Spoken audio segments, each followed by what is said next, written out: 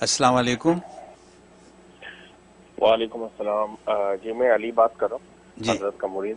جی اور مجھے حضرت سے سوال یہ ہے کہ یہ جو قوالی ہوتی ہے، قوالی لوگ سنتے ہیں، ہم لوگ سب سنتے ہیں. جی جی اس میں سکون ملتا ہے دل کو، اور اس میں صوفیانہ کلام بھی ہوتے ہیں، اللہ کے رسول کی باتیں بھی ہوتی ہیں، لیکن پیچھے تالیاں بھی بج رہی ہوتی ہیں، اور آج کل تو میوزک وغیرہ کی بھی قوالی آ گئی ہے. تو کیا یہ سننا جائز ہے یا نہیں؟ جی قبلہ وہی بات ہوئی کہ قوالی میں چونکہ انسٹرومنٹس کا بہت استعمال ہوتا ہے، تالیاں بھی بجتی ہیں، لیکن کلام جو ہے وہ صوفیانہ ہے اور صحیح کلام ہے، فوحش نہیں ہے. تو اس سلسلے میں کیا حکم ہے دین؟ بقیہ ویڈیو دیکھنے سے پہلے ویڈیو کو لائک کریں، رحم ٹی وی چینل کو سبسکرائب کریں اور بیل آئیکن پر کلک کریں. شکریہ. ماشاء بڑا اچھا سوال کیا آپ نے. بلکہ جو وہ وقفے میں طاہر صاحب کہہ رہے تھے کہ قوالی پر بات کرنی ہے، تو میں نے کہا یہ مستقل موضوع ہے، انشاءاللہ مختلف ٹاپک کے طور پہ کریں گے، لیکن یہ اگر کوئی سوال آ گیا تو جواب دے دیں گے. جی. آپ نے سوال کر ہی دیا. قوالی کے حوالے سے ایک بنیادی بات یاد رکھیں. جنید بغدادی رحمۃ اللہ علیہ نے فرمایا کہ قوالی کے حوالے سے 3 ادب ہیں: زمان، مکان اور اخوان. زمان، مکان اور اخوان. زمان کا مطلب یہ ہے کہ جس زمانے یا جس وقت کے اندر قوالی کی جا رہی ہے، سما جس کو کہتے ہیں، کیا جا رہا ہے، تو فرمایا کہ وہ وقت ایسا نہ ہو کہ جس میں آپ کی فرض نماز فوت ہو رہی ہے، آپ کو کوئی واجب فوت ہو رہا ہے، یا یہ کہ کوئی اور شرعی اور طبی ضرورت ہے وہ لاحق اور آپ قوالی میں لگ گئے ہیں، طبی اور شرعی ضرورت آپ کی فوت ہو رہی ہے. تو گویا کہ ایسا وقت ہو کہ بالکل فرصت کا وقت ہو، کسی بھی نماز کے فوت ہونے کا اندیشہ نہیں، اور کسی جائز اور شرعی مقصد کے جو وہ سلب ہونے کا اندیشہ نہ ہو. ایک زمان، تو زمان کا اعتبار کیا جائے. دوسرا مکان، جس جگہ پر قوالی ہو وہ عام تو رفت کی جگہ نہیں ہونی چاہیے، کوئی آیا چل کے بیٹھ گیا، کوئی آیا بیٹھ کے نہیں.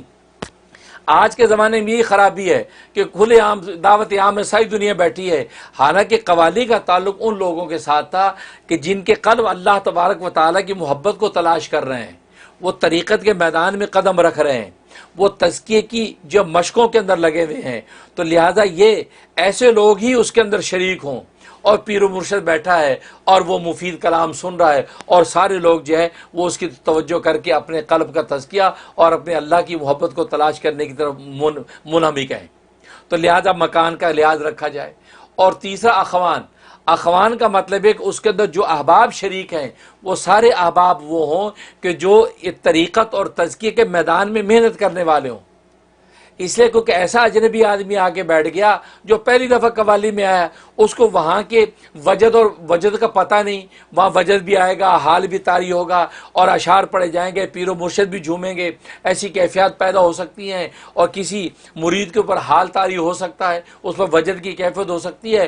اب ایک ایسا بندہ نیا آ کے بیٹھ گیا، وہ دیکھ کے تو ہنسے گا، وہ اس کی کیفیت دیکھ کے ہنسے گا. کوئی اگر کھڑا ہو کے جھومنے لگ گیا، وہ اس کو دیکھ کے ہنسے گا، یار اس کو کیا ہو گیا. اس کا اخوان. لہذا ایسے لوگ ہونے چاہیے جو اسی ہی طریقت و تزکیے کے لائن کے خدا کو تلاش کرنے والے سارے مسافر ہوں. کوئی غیر اجنبی بندہ آ گیا، وہ تو ہنسی اڑائے گا، اور ہنسنے کی وجہ سے خود نقصان اٹھائے گا، اور وہاں ماحول کی جو سنجیدگی اس کو خراب کرے گا. اس لیے فرمایا کہ یہ 3 شرطیں پہلے ضروری: زمان، مکان اور اخوان. اور اس کے علاوہ جو اشعار پڑھے جا رہے ہیں، ان اشعار پڑھنے کے حوالے سے وہ بنیادی شرط ہوئی کہ وہ اشعار جو ہے وہ جیسے بنا عارفانہ کلام ہو، اللہ کی محبت، رسول اللہ صلی اللہ علیہ وسلم کی محبت اور چاہت، اسی طریقے دین اسلام کی عظمت، تو یہ عارفانہ کلام ہو. تو کلام کے اندر کسی قسم کا ایسا غیر شرعی اور ایسا کوئی عنوان نہ ہو کہ جس سے جو ہے وہ کوئی شرک لازم آتا ہو، یا اسی طریقے سے کوئی ایسی جو ہے وہ بدعت کا عنوان اس کو جو اعزاز ملتا ہو، یہ یا فساق و فجار کے ساتھ جو مشابہت ہو اس کلام کی، ایسا کلام نہ ہو. تو ایسا کلام بغیر آلات موسیقی کے، صرف دف کے ساتھ، دف کی تال کے اوپر جو ہے وہ اس کو اگر پڑھا جائے اور وہ سارے لوگ توجہ سے سنیں، کیونکہ ان کے شاید میں ایک شرط توجہ کی ہے، یکسوئی کے ساتھ اس کلام کو سنا جائے، ایک دوسرے کے چہروں پہ نہ دیکھے، بیٹھا وہ اس کے منہ کو دیکھ رہا اس کو کیسا لگا، نہیں، اس کی بھی اجازت نہیں. اس کے آداب ہیں، ان آداب کے ساتھ اگر یہ قوالی کرے گا اس صورت میں یہ قوالی بالکل جائز و حلال ہے. بلکہ بہت سے اولیاء اللہ کی خانقاہوں کے اندر یہ کلام پڑھا جاتا رہا جس سے وہ اللہ تبارک و تعالیٰ کی محبت کی طرف گامزن ہوتے رہے. لیکن آج کل کی جو مروجہ قوالی ہے جس میں سارے آلات موسیقی استعمال ہوتے ہیں، تو ہم نے تو کہا کہ آلات موسیقی، غنا اور موسیقی جو عام مفید کلام تفریح تباہ کے لیے وہاں استعمال کرنے کی اجازت نہیں، تو عارفانہ کلام میں استعمال کی اجازت کہاں سے ہوگی؟ لہذا آج جس تال کے اوپر یہ موسیقی پڑی جاتی ہے تو وہ بالکل وہ قوالی جو وہ ناجائز و حرام ہے۔ اب ایک اگلی بات میں کہنے لگا ہوں، وہ یہ کہ ایک ہے ازالہ، ایک ہے امالہ۔ مطلب ایک شخص جو ہے وہ حرام اور ناجائز گانے سننے کا عادی ہے، ناجائز و حرام گانے سننے کا عادی ہے، اب اس کو وہاں سے نکالنے کے لیے اب اولیاء اللہ کے ہاں تزکیے کا ایک طریقہ ہے امالہ کا۔ امالہ کا مطلب اس کے رخ کو موڑو، کیونکہ اس طرح کی وہ موسیقی سننے کا عادی ہے، لہذا اس کے رخ کو موڑ کر قوالی کا عادی بناؤ کہ یار یہ قوالی سن لو، کیونکہ قوالی میں کم سے کم وہ اللہ کا کلام، اللہ کی محبت کی بات، عارفانہ کلام سنتا ہے۔ جب عارفانہ کلام سنتا ہے تو اس کی طبیعت جو ہے وہ عارفانہ کلام کی طرف متوجہ ہوگی۔ جب اس کا امالہ ہو گیا تو امالہ ہونے کے بعد اب ازالہ کریں۔ ازالہ یہ کریں کہ بھئی دیکھو اب تمہاری طبیعت اللہ کی محبت اور رسول اللہ کی چاہت میں کا ذوق پیدا ہو گیا ہے، لہذا اب جو آپ کو پتہ ہے کہ یہ ان انسٹیٹیوٹ کے اندر قوالی سننا یہ حرام ہے، لہذا اللہ کی حرام کی چیز کو اختیار کرنا یہ کتنا خطرناک ہے۔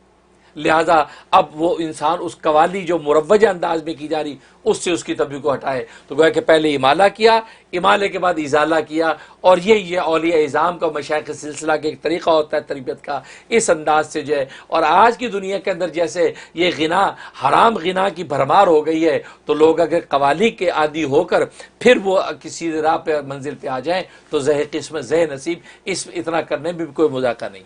ماشاءاللہ، بہت خوب۔